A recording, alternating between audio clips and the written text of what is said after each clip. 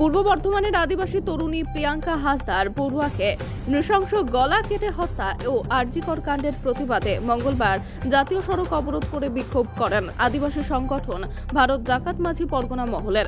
মেদিনীপুর শহর সংলগ্ন ধর্মা এলাকায় ৬০ নম্বর জাতীয় সড়ক অবরোধ করে বিক্ষোভ প্রদর্শন আদিবাসী সংগঠনের। অভিযুক্তদের দ্রুত গ্রেপ্তারের দাবিতে জাতীয় সড়ক অবরোধ করল আদিবাসী সংগঠন ভারত জাকাত মাঝি পরগনা মহল।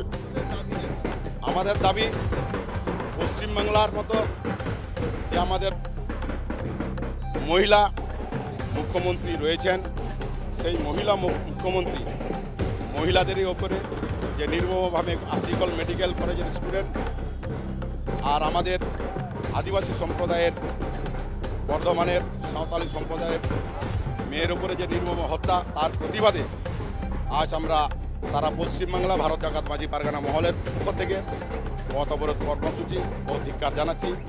আমরা দীর্ঘদিন যাবৎ আদিবাসী সম্প্রদায় অন্যায়ের বিরুদ্ধে প্রতিবাদ করে এসেছেন, তাই আজ আমরা ধর্মার মোড়ে অর্থাৎ সারা পশ্চিমবাংলাতে আজ আমরা গর্জে উঠে পথ অবরোধ কর্মসূচি গ্রহণ করছি। আমার নাম রবি মুর্মু, ভারত জাকাত মাঝি পরগনা মহল আনডিভাইডেড মেদিনীপুর জেলা কনভেনার।